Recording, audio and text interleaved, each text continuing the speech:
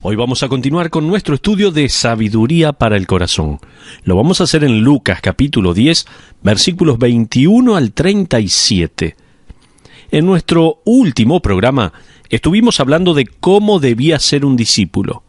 En Marcos capítulo 6 descubrimos que ser un discípulo significa estar dispuesto, dejar de lado cosas y ser valiente y hablar con denuedo. Esas tres cosas significa ser un discípulo. Jesucristo envió a los discípulos de a dos. Ellos regresaron muy entusiasmados y comenzaron a contarle todas las cosas que habían hecho, incluyendo que habían predicado, que habían enseñado. La respuesta de Jesús es una reprensión llena de amor. Él les dice, tal como leemos en Lucas 10:20, no se regocijen en todas las cosas que han hecho, sino regocíjense en que sus nombres están inscritos en el libro de la vida. Ahora, en este punto, Marcos termina de contarnos esta historia y pasa a contarnos otra. Sin embargo, Lucas nos da más detalle de esa misma historia y nos dice qué pasa a continuación. Por esa razón, hoy vamos a estudiar un pasaje de Lucas. Como le dije, Lucas capítulo 10, versículos 21 al 37. Comencemos con Lucas capítulo 10, versículo 21. ¿Ya está?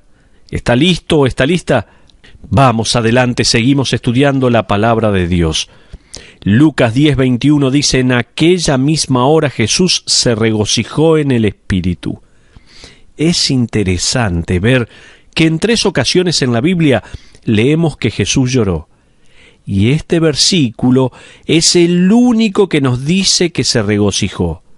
Esto no significa obviamente que él lloró más de lo que se regocijó en su vida, no. Sin embargo, esta ocasión fue tan significativa que el escritor del Evangelio lo está mencionando. Pero, ¿de qué se regocijaba Jesús? Se regocijaba en el hecho de que personas tenían su nombre escrito en el libro de la vida del Cordero. Eso traía regocijo a la vida del Señor. Fíjese en lo que dice Jesús en Lucas 10:21, y dijo, yo te alabo, Padre, Señor del cielo y de la tierra, porque escondiste estas cosas de los sabios y entendidos, y las has revelado a los niños. Sí, Padre, porque así te agradó. Subraye esas palabras, sabios y entendidos, ya que eso le ayudará para comprender la parábola que vamos a estudiar hoy. El contexto aquí es crucial para entender la parábola. Continuemos ahora con el versículo 22. Jesús allí dice, todas las cosas me fueron entregadas por mi Padre, y nadie conoce quién es el Hijo sino el Padre, ni quién es el Padre sino el Hijo, y aquel a quien el Hijo lo quiera revelar. Veamos, en este estudio, verdades acerca de un abogado. En este momento, un intérprete de la ley, o sea, un abogado, se pone de pie. Él está intranquilo y le hace preguntas a Jesús, porque Jesús acaba de decir un par de cosas que lo incomodaron. La primera cosa que pienso incomodó a este abogado es que Jesús ligó a la vida eterna con el conocerle a Él. Sin embargo, un abogado, un escriba, un fariseo declaró que la vida eterna está ligada a la ley. Estos hombres se sabían el Pentateuco, los primeros 5 libros del Antiguo Testamento memorizados. Se sabían toda la ley. Así que yo pienso que a este abogado le molestó que Jesús dijera, usted tiene que conocer a Cristo si quiere que su nombre esté escrito en el libro de la vida. Eso le incomodó. Otra cosa que creo que perturbó a este abogado es que Jesús dijo, todas estas cosas están encubiertas para los sabios e inteligentes. Si existe una persona inteligente y sabia en Jerusalén, se trata del abogado, el escriba, el fariseo. Jesús dice, Padre, Señor del cielo y de la tierra, porque escondiste estas cosas de los sabios y entendidos, y las has revelado a los niños. O sea, los gentiles y los judíos que no habían memorizado toda la ley. Parece como si Jesús estuviera declarando que el Evangelio del Reino ha llegado a aquellos que están fuera del mundo de los intelectuales, sabios, inteligentes, o lo que diga su traducción de la Biblia. Entonces, en Lucas 10:25 leemos: «Y he aquí un intérprete de la ley se levantó y dijo para probarle». Las palabras para probarle allí son muy intensas. La razón por la cual pienso que este hombre se molestó es doble. En primer lugar, la manera en que este intérprete de la ley encaró a Jesús revela que estaba molesto. Este versículo dice que él habló para probarle. Esto bien podría traducirse como le interrogó para probarle. Creo que el evangelista no escribió todo lo que este intérprete de la ley le preguntó a Jesús. Probablemente lo que vemos aquí es la pregunta principal. Este intérprete de la ley seguramente habló en más de una ocasión con mucha habilidad en su oratoria de todas las cosas que Jesús estaba diciendo y parecían contradictorias con la ley. Quizás estaba arrinconando a Jesús con argumentos. Él lo puso a prueba. En segundo lugar, el motivo de este intérprete de la ley en su respuesta revela que él mismo estaba molesto. Fíjese lo que dice Lucas 10:25. «Maestro, ¿haciendo qué cosas heredaré la vida eterna?» Este hombre llama maestro y desde luego no lo reconoció como Señor. Pienso que su motivo estaba errado también. Él hace una pregunta muy difícil. ¿Haciendo qué cosa voy a heredar la vida eterna? Ahora, sería maravilloso estudiar este pasaje de la palabra de Dios y ver que al final este intérprete de la ley acepta a Cristo. ¿No es así? Él ha hecho la pregunta que usted y yo nos debemos hacer para asegurarnos de que nuestros nombres estén escritos en el libro de la vida. Todos deben de preguntarse: ¿qué debo hacer para heredar la vida eterna? Fíjese ahora en la respuesta de Jesús a este intérprete de la ley. Él le responde con una pregunta en Lucas 10:26. Él le dijo: ¿qué está escrito en la ley? ¿Cómo lees?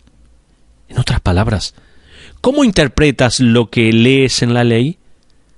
Es interesante ver que este intérprete de la ley no tuvo que decir: a ver, deme un minuto, permítame buscar en la ley Génesis, Éxodo. No, él la tenía memorizada, ya que inmediatamente responde en el versículo 27, «Amarás al Señor tu Dios con todo tu corazón, y con toda tu alma, y con todas tus fuerzas, y con toda tu mente, y a tu prójimo como a ti mismo».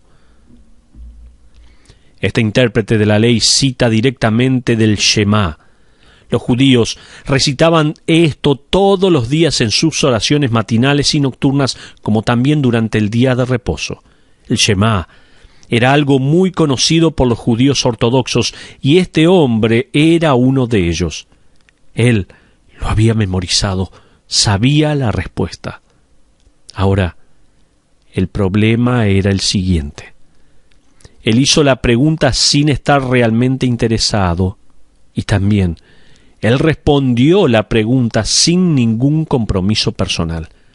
Fíjese en el versículo 28, allí leemos: «Y le dijo, bien has respondido, haz esto y vivirás».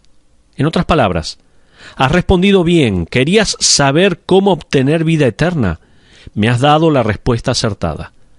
El intérprete de la ley hizo la pregunta, obviamente sin verdadero interés por la manera y el motivo con que vemos que preguntó. Y luego dio la respuesta acertada. Necesitas amar a Dios con todo el corazón, con toda el alma y con todas las fuerzas y con toda la mente. Y Jesús le dijo: así es, haz esto y vivirás. Fíjese que el intérprete de la ley agrega otra frase de Levítico 18. Él cita la primer parte de Deuteronomio 6, pero luego agrega otra frase. Él dice en el versículo 27, «y a tu prójimo como a ti mismo». Él no necesitaba agregar esto, pero lo hizo. Este hombre estaba cubriendo todo. Él dice: Amarás al Señor tu Dios con todo tu corazón y con toda tu alma, y con todas tus fuerzas y con toda tu mente, y a tu prójimo como a ti mismo. Este hombre sabía exactamente lo que eso significaba.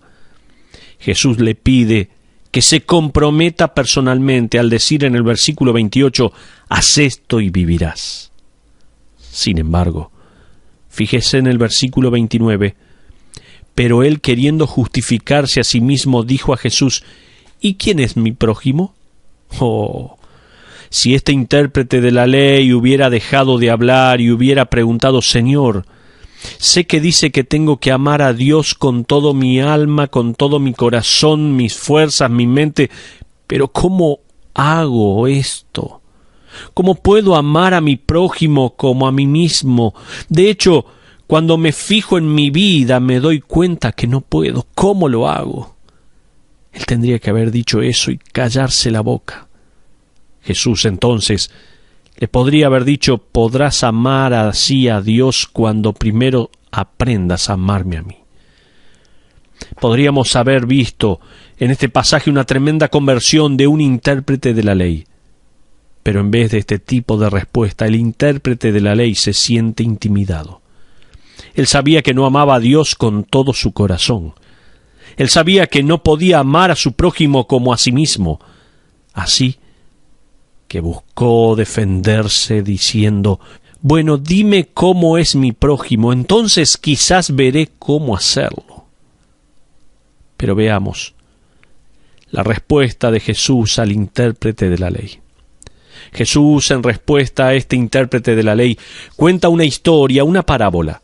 Y permítame agregar que él responde con mucho amor. Él podría haber dicho, esa no es la cuestión. Jesús le permitió hacer esto y luego adoptó una historia para suplir la necesidad de este intérprete de la ley.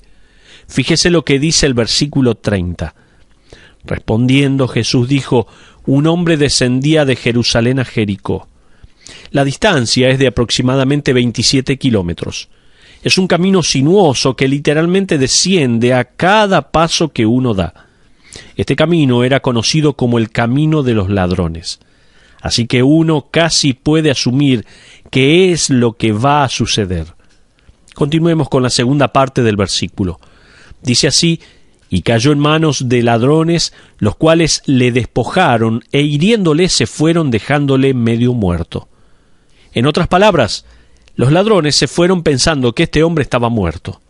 Luego dice Jesús en Lucas 10:31, aconteció que descendió un sacerdote por aquel camino. Él no dijo, y adivine qué pasó, uno de los tuyos apareció. No, él lo dice con amor. Pienso que muchos de nosotros habríamos puesto un nombre allí. Jesús no lo hizo. Continuemos con el versículo 31. Dice, y viéndole pasó de largo. En esta parábola vamos a ver tres personajes. El primer personaje es un sacerdote. Ahora, es fácil arrojarle piedra a estos hombres y nosotros no vamos a hacer eso. Sin embargo, tenga en cuenta que este sacerdote pasó probablemente por el otro lado del camino, porque sabía que si tocaba un cuerpo muerto sería ceremonialmente inmundo por al menos 7 días.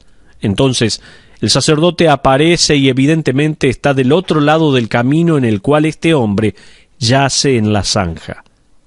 Él ve al hombre y quizás piensa, tal vez está muerto. Si lo toco, si trato de ayudarlo, voy a quedar impuro. No podré entrar al templo por una semana entera. Así que se aleja hacia el otro lado del extremo del camino por si alguien está mirando y sigue su camino. La respuesta del sacerdote fue gobernada por la ceremonia religiosa de su época. La ley de Dios permitía la compasión, pero este hombre, un sacerdote, no la evidencia.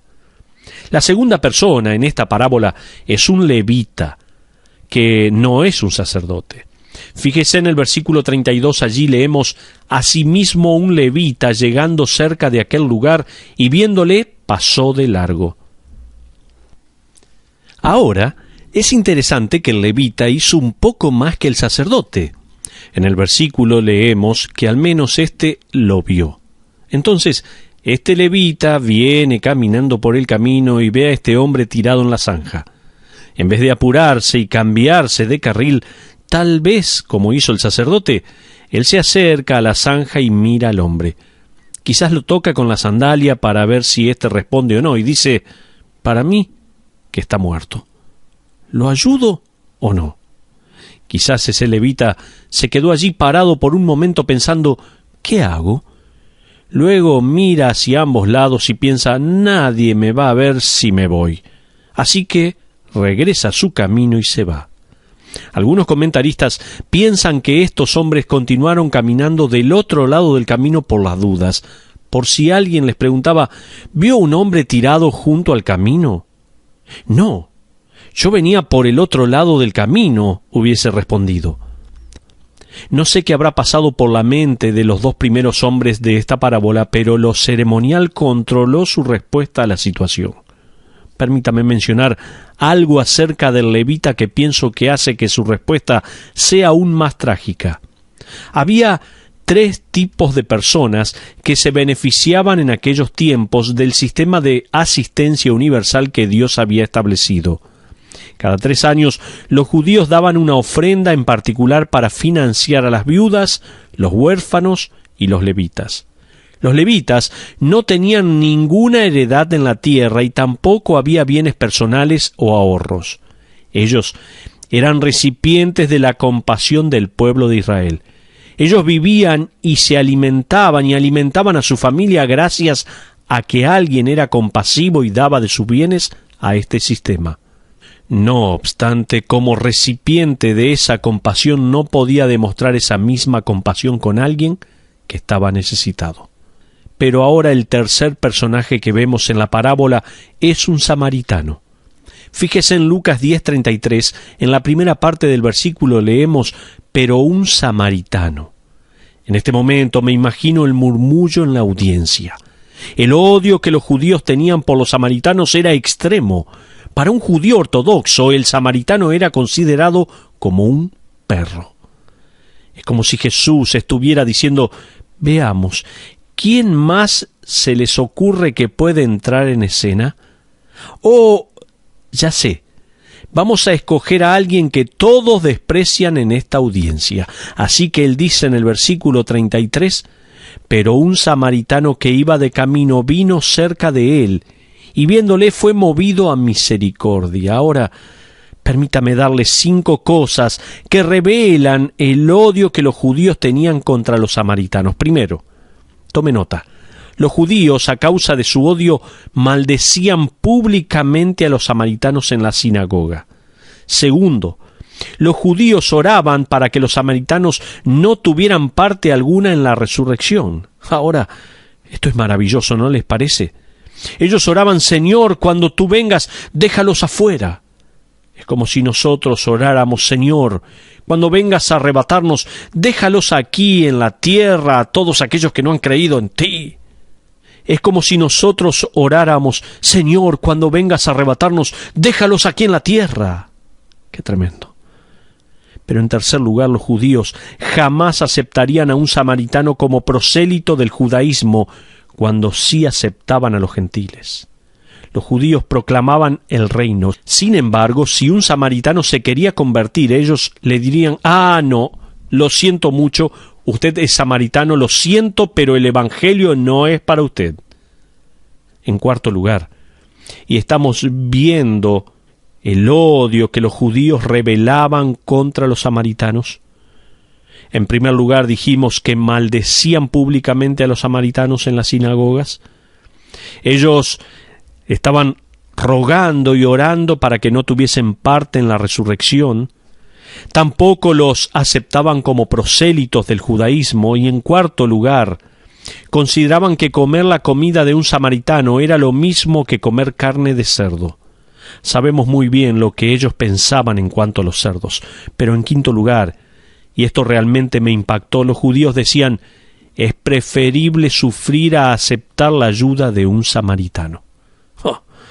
Al leer esto me recliné en mi asiento y dejé correr mi imaginación. Los judíos pensaban que era mejor sufrir que aceptar la ayuda de algún samaritano. ¡Qué bárbaro! Como no recordaba mucho en cuanto a los samaritanos, tuve que acudir a la enciclopedia y estudiar un poco más acerca de ellos. Encontré que la división entre ellos comenzó porque los samaritanos eran una mezcla, no eran judíos de sangre pura y vivían en el reino del norte, mientras que los judíos ortodoxos vivían en el reino del sur. Gran parte del problema tenía que ver con la división entre el norte y el sur. Ahora, imagínese que usted era un judío ortodoxo, vivía en el sur y se encontraba colgado de una peña en un precipicio. Usted está gastando sus últimas fuerzas y las piedras ya no aguantan el peso de su cuerpo. Inmediatamente, usted escucha unos pasos. Un hombre viene a ayudarlo, pero antes que él se asome, usted dice: «Un momento, ¿de dónde es usted? ¿Dónde vive?» «Soy del norte», dice esta persona, y usted dice: «Déjeme morir». Es trágico pensar que estos hombres esquivaban a la persona herida junto al camino a causa de sus ceremonias. Pero qué maravilloso es pensar que este tercer individuo va a ayudarlo. La semana pasada he leído algunas historias trágicas en algunos libros que me puse a ver. Vemos historias trágicas en el diario una y otra vez. Leí la historia de un joven que viajaba en el subterráneo de su ciudad. Él estaba sentado tranquilo en su mundo cuando unos ladrones se le acercaron y comenzaron a darle puñaladas. 11 personas presenciaron el hecho y no hicieron absolutamente nada, solo miraban. Ahora, estoy seguro que tanto usted como yo hubiéramos temido ayudarle porque correríamos el riesgo de ser atacados también. Sin embargo, cuando los malhechores se fueron, los demás pasajeros siguieron sin hacer nada, mirando a este pobre hombre tirado en el suelo en un charco de sangre. ¿Cómo puede explicar uno que alguien llega a su casa y es atacado y luego por media hora ni un solo vecino llama a la policía? ¿Cómo puede explicar que una mujer está haciendo compras en plena ciudad de Nueva York, se cayó y se rompió una pierna y clamó por ayuda por 40 minutos, mientras la gente paseaba a sus perros y le pasaba por el lado? Al final un taxista se detuvo, la cargó en su vehículo y la llevó al hospital. ¿Cómo se explica a uno estas historias? Pienso que hay una cualidad que cada vez se ve menos en este mundo. Creo que esta cualidad cada día se ve menos en nuestras iglesias también.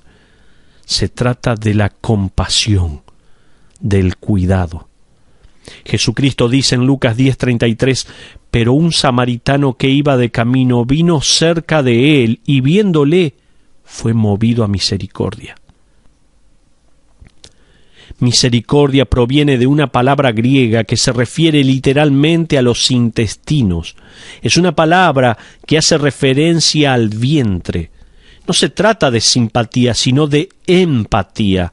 No es como decir, no es trágico.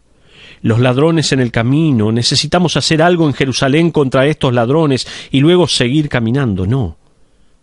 Esto implica que uno se acerca a la zanja donde está la víctima y dice, permítame ayudarlo. Ahora esta palabra griega se emplea para hacer referencia de Cristo en varias ocasiones. Él tenía compasión de las multitudes. Él tuvo compasión de un ciego. De hecho, vaya en su Biblia al Salmo 145, por favor. Esta es una cualidad que todos los judíos, rabinos y líderes religiosos conocían como una de las cualidades de Dios de su carácter. Ellos habían estudiado los escritos de David, del salmista, y en el Salmo 145:8 él dice, «Clemente y misericordioso es Jehová, lento para la ira y grande en misericordia». Todos los líderes religiosos sabían este versículo. Ellos hacían todas las cosas bien. Se sabían la ley de memoria, sabían exactamente lo que hacían, pero no tenían compasión. Jesucristo dice, ustedes saben que esta compasión es parte del corazón de Dios. Yo, como el Hijo de Dios, he demostrado esta compasión en mi ministerio. Y adivinen quién más ha demostrado compasión. ¿Saben quién? Un samaritano. Primera Juan 3:17 dice: pero el que tiene bienes de este mundo y ve a su hermano tener necesidad y cierra contra él su corazón, ¿cómo mora el amor de Dios en él? Esto vuelve a referirse al vientre. Dice, si uno ve a su hermano en necesidad y cierra sus entrañas de compasión, entonces, ¿cómo mora el amor de Dios en usted? Fíjese lo que hace el samaritano en el versículo 34. Dice, y acercándose, vendó sus heridas, echándoles aceite y vino y poniéndole en su cabalgadura, lo llevó al mesón y cuidó de él. El vino se usaba probablemente para desinfectar. Así que el samaritano cura a este hombre y luego dice, bueno, ya cumplí con mi tarea. No, no hace eso. Él lo lleva a una posada, a un mesón, y lo cuida en la noche.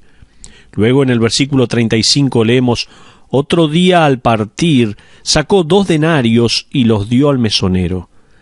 En mi investigación encontré que haberse quedado en una posada en aquella época hubiera costado 1/10 de denario.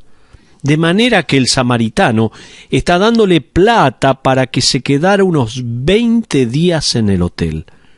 Estaba pagando por el hotel de ese hombre por casi un mes. Luego, en Lucas 10:35 leemos, y el samaritano le dijo, cuídamele, y todo lo que gastes de más, yo te lo pagaré cuando regrese. Él le dice al dueño de la posada, si gasta más del dinero que le he dado, cuando pase nuevamente por aquí, pagaré la cuenta. Fíjese que ahora Jesús va a regresar a la pregunta del versículo 19. ¿Y quién es mi prójimo? Fíjese con cuidado lo que Jesús va a hacer. El intérprete de la ley hace esta pregunta y Jesús la repite. En realidad, él dice, no pregunte quién es su prójimo, sino pregúntese hacia quién tiene que ser usted el prójimo. Fíjese a la reiteración de esta pregunta en el versículo 36. Jesús dice, ¿quién pues de estos 3 te parece que fue el prójimo del que cayó en manos de los ladrones? La pregunta no es, ¿quién merece mi amor? ¿O a quién se supone que debo servir? Sino la pregunta es, ¿estoy sirviendo? ¿Estoy amando a otros? ¿De quién soy el prójimo en este momento? Permítame darle algunas lecciones de esta parábola. Pienso que Jesús quiso enseñar varias lecciones de esta parábola. Permítame sugerir por lo menos 2. La primera lección es que los ritos o ceremonias religiosas no garantizan la vida eterna. ¿Escuchó? Los ritos o ceremonias religiosas no garantizan la vida eterna. El sacerdote y el levita estaban llenos de religión y ceremonias. Se las sabían al dedillo. Amigos, si traducimos esto a nuestra época actual, usted y yo necesitamos comprender que no podemos obtener la vida eterna con un bautismo. No vamos a tener la vida eterna participando del coro o teniendo una asistencia perfecta. Tampoco obtendremos la vida eterna siendo miembros de una iglesia. Así no obtendremos la vida eterna. La cuestión es, ¿amamos a Dios por medio de la persona de su Hijo con todo nuestro corazón, nuestra alma, nuestras fuerzas y nuestra mente? Pero la segunda lección que nos da esta parábola es que el amor a Dios queda demostrado por nuestra compasión hacia otros. Ahora, sé que si usted es como yo, no le gusta mucho que le hablen de este tema. No estoy hablando de obras para ser salvo, no es así. Pero no podemos dejar de lado la verdad que nuestra salvación se evidencia, o sea, queda en claro, es demostrada con el hecho de que nosotros amamos. Jesús dijo en Juan 13:35, en esto conocerán todos que sois mis discípulos, si tuviereis amor los unos con los otros. Vaya en su Biblia, 1 Juan capítulo 3. Allí vamos a ver brevemente algunos versículos que claramente expresan que el amor hacia los demás es una de las marcas del cristianismo. El decir soy cristiano y no amar a los demás prueba todo lo contrario. Muchas personas dicen conocer a Dios, pero fíjese lo que dice Primera de Juan, capítulo 3, versículos 10 y 11. ¿Ya lo encontró en su Biblia? Primera Juan, capítulo 3, versículo 10 dice: en esto se manifiestan los hijos de Dios y los hijos del diablo. Todo aquel que no hace justicia y que no ama a su hermano no es de Dios, porque este es el mensaje que habéis oído desde el principio, que nos amemos unos a otros. Ahora vaya al versículo 14 hasta el 16, vamos a leer. Dice allí la Biblia: nosotros sabemos que hemos pasado de muerte a vida en que amamos a los hermanos. El que no ama a su hermano permanece en muerte. Todo aquel que aborrece a su hermano es homicida, y sabéis que ningún homicida tiene vida eterna permanente en él. En esto hemos conocido el amor, en que Él puso su vida por nosotros. También nosotros debemos poner nuestras vidas por los hermanos. Versículo 18 dice: hijitos míos, no amemos de palabra ni de lengua, sino de hecho y en verdad. Permítame hacer una pausa, porque en esta parábola estaba el sacerdote y el levita, pero en esta lección estamos usted y yo. Supongamos que vamos caminando por la calle y vemos a un hombre tirado junto a la alcantarilla con signos de haber recibido una golpiza. Nos acercamos y le decimos: amigo, ¿puedo orar con usted? Pidámosle a Dios que le haga sentir su presencia en este momento. O tal vez nos acercamos a este individuo y le decimos: ¿no sabe usted que Romanos 8:28 está en la Biblia? Todas las cosas ayudan a bien. Esto es maravilloso. No amemos de palabra ni de lengua, sino de hecho y en verdad. Uno tiene que preguntar: ¿puedo cocinarle algo? ¿Puedo ayudarle con el jardín? ¿Puedo cuidarle el bebé? ¿Puedo acomodar las sillas del salón? Algo que pueda hacer. Eso demuestra amor. Continuemos con 1 Juan 3:19. Así es como sabemos que permanecemos en la verdad. Dice: y en esto conocemos que somos de la verdad y aseguramos nuestros corazones delante de Él. Versículo 16. En esto hemos conocido el amor en que Él puso su vida por nosotros. También nosotros debemos poner nuestras vidas por los hermanos, dice la palabra. Estas son palabras bastante fuertes. Fíjese lo que dice el versículo 20 de 1 Juan capítulo 4. 1 Juan capítulo 4, versículo 20 dice: si alguno dice yo amo a Dios y aborrece a su hermano, es mentiroso. Pues el que no ama a su hermano, a quien ha visto, ¿cómo puede amar a Dios a quien no ha visto? Yo verdaderamente creo que Juan, al escribir estas palabras, estaba pensando en esta parábola y en el intérprete de la ley. Una cosa es decir que amamos a Dios, pero si no amamos a nuestro prójimo, comprobamos que en realidad no amamos a Dios. Ese es el mensaje y creo que eso es lo que Jesús está expresando en la parábola. Permítame darle una ilustración en cuanto a la comparación. Vaya en su Biblia a 2 Timoteo capítulo 1. En primer lugar, quiero poner el foco de atención en un individuo del cual usted quizás jamás haya escuchado. De hecho, hasta me cuesta un poco pronunciar su nombre: Onesíforo.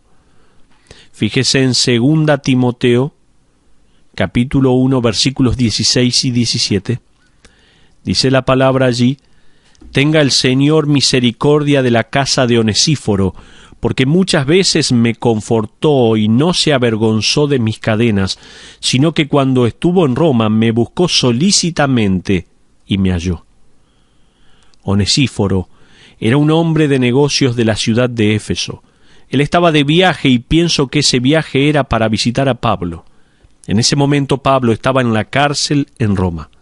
Onesíforo va a visitar a Pablo y, tal como dice el versículo, lo buscó diligentemente. Permítame leerle lo que uno de los más famosos predicadores del siglo XIX escribió acerca de Onesíforo. Escuche bien. Él dijo así: Pablo puede haber sido el mayor de los apóstoles para Onesíforo, y él puede ser eso y mucho más para usted y para mí. Pablo era simplemente otro número para el guarda que lo tenía en cadenas.